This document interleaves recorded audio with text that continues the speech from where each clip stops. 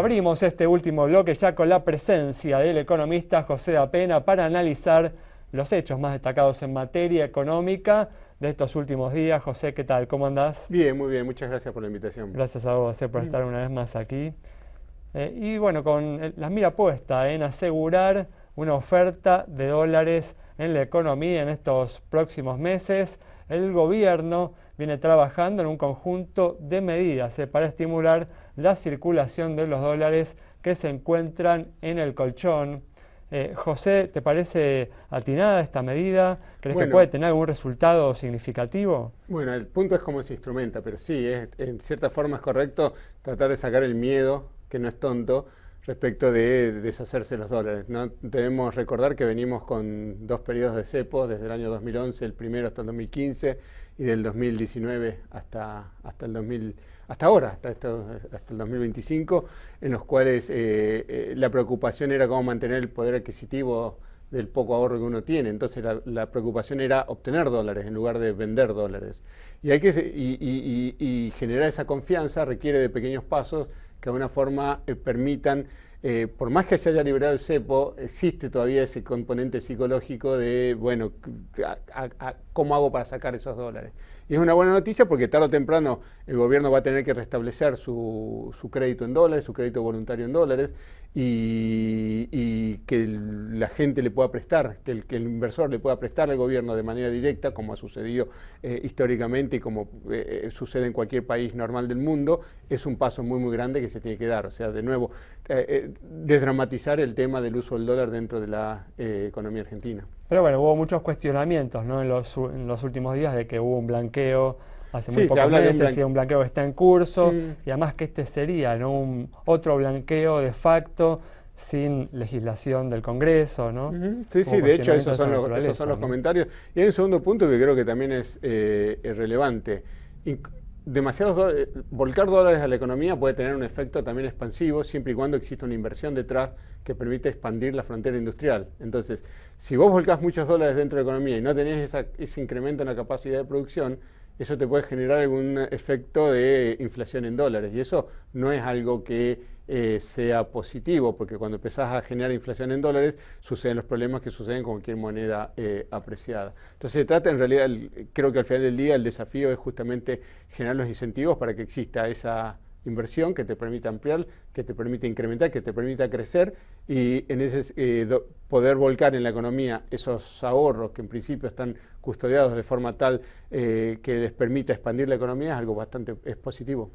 Pareciera igual que el propósito, ¿no?, es asegurar una oferta de dólares en los próximos meses, luego, ¿no?, de la temporada alta de la liquidación de las exportaciones, ¿no?, que va a haber, ¿no?, un periodo antes de las elecciones en donde podría llegar a haber, ¿no?, presiones cambiarias. Sí, vos fíjate que hoy en esta semana los futuros estuvieron cotizando los futuros de dólar.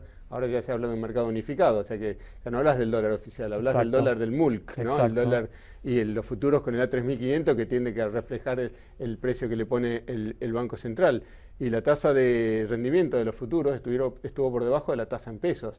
Hasta hace 2 meses tenía una tasa por encima que te indicaba alguna suerte de demanda de protección frente a la posibilidad de una devaluación. Lo que estás haciendo ahora es evaluatorio. Vos que estás en el tema de los seguros, es un seguro inverso. Es decir, ahora al contrario, estás teniendo una prima negativa, te están pagando para justamente sacarse los dólares, y es como consecuencia de lo que sucedió durante los últimos 2 meses, que había adelanto de importaciones, retraso de exportaciones, y eso finalmente terminó reflejando una ventana, un veranito en cuanto a tipo de cambio que está impactando en las cotizaciones. Pero luego viene el segundo paso y más cerca de las elecciones. No es menor el hecho de que cerca de las elecciones, como consecuencia de la política, no como consecuencia de la economía, pero como consecuencia de la política, empieza a haber un signo de interrogación, y ese signo de interrogación se traduce en búsqueda de cobertura. Además, contribuye mucho, ¿no?, a todo esto que está diciendo, que los propios funcionarios, ¿no?, el ministro de Economía, vienen asegurando, vienen afirmando que el Banco Central no va a intervenir dentro de la banda. ¿Qué significa esto? Que el Banco Central no va a aprovechar esta temporada alta de liquidación de exportaciones para comprar dólares y hacerse de reservas, lo que significa que podemos tener una baja del dólar en estas próximas semanas y después podríamos tener presiones para que tenga un salto fuerte una vez que pase esta temporada alta de exportaciones. Claro, y que es algo que hemos hablado fuera de cámara en algún momento, el hecho de que, bueno, eso es lo normal, es decir, cuando hay abundancia de tomates, el precio del tomate baja, cuando hay escasez de tomate, el precio sube, lo mismo sucede con la lechuga, cuando hay un verano muy fuerte de temperaturas, llegó a valer 15.000 pesos el kilo de lechuga en un pico, y es algo que uno lo toma con esa estacionalidad, pero el precio del dólar es muy delicado en Argentina, es muy sensible, porque de una forma es el vector por el cual los excesos de oferta monetaria y los miedos se traducen hacia los precios. Y no creo que sea el objetivo principal del gobierno, eventualmente de la administración económica, el precio del tipo de cambio per se, sino la inflación. Yo creo que hacia eso apunta específicamente la política de gobierno, hacia realmente intentar erradicar la inflación utilizando el tipo de cambio como el vector a controlar de los precios. Entonces, que exista cierto miedo en algún momento, hace que haya un efecto asimétrico para arriba, que es diferente del efecto asimétrico para abajo. Pero bueno, también hay que acostumbrarse que el tipo de cambio puede fluctuar. ¿Pero consideras, en definitiva, acertado que el Banco Central no aproveche este contexto para intervenir, comprar dólares y evitar fluctuaciones más importantes más adelante? Habrá que ver, hay que interpretar qué es lo que quiere hacer el Banco Central, cuál es el objetivo ulterior. Es decir, si siguiésemos la lógica, sería bueno un amortiguador de los tipos de cambio, teniendo en cuenta la sensitividad que tiene el tipo de cambio frente a la economía. Entonces, cuando hay exceso de dólares los compro, cuando hay defecto de dólares los vendo y amortiguo la volatilidad del tipo de cambio. Pero si por otro lado querés que se acostumbre la economía a un tipo de cambio que a veces puede subir y que a veces puede bajar, como hablábamos recién de la lechuga, el precio del tomate, teniendo en cuenta la significancia económica que tiene uno y que tiene otro, pero si querés que de alguna forma se acostumbren a eso, bueno, decir, bueno, este año sucedió esto, el año que viene, cuando suceda de nuevo, si ya el año pasado pasó tal cosa, si estás pensando un poco más en el mediano plazo que en el corto plazo, pero obviamente monitoreando una variable muy sensible.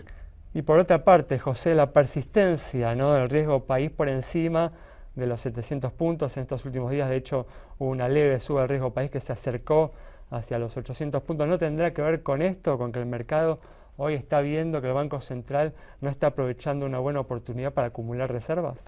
Sí, pero también es cierto de que, bueno, está intentando demostrar cuál es el tipo de cambio en condiciones de libertad, pero recordá que el cepo está liberado sobre todo para el retail, para el inversor minorista, pero sin embargo hay ciertas restricciones todavía que operan para las empresas en cuanto a dividendos, y quizás el aspecto más importante de todo es que todavía el Estado, el Tesoro o la Administración no ha podido restablecer el crédito voluntario en dólares, que mi sensación es que tarde o temprano, quizás después de las elecciones, va a empezar con algún bono corto en dólares, lo mismo que sucedió con la curva en pesos, empezar con bonos cortos en dólares de forma tal de ir acostumbrando al mercado, pero en un contexto diferente al que se hacían las LETES hace un par de años, sino en un contexto en el cual hay cierta disciplina fiscal. Pero vos pensás, ponete en esta situación, estás en el exterior y de repente decís, bueno, Argentina tiene elecciones, a ver, ¿cómo nos fue en las elecciones del año? ¿Qué pasó en el año 2018, después de las elecciones de 2017? Bueno, de alguna forma decir, bueno, veamos hasta dónde, que le demos tiempo a la economía argentina hasta que se estabilice, de forma tal de que cuando restablezca el crédito voluntario, de alguna forma ese crédito voluntario sea sostenible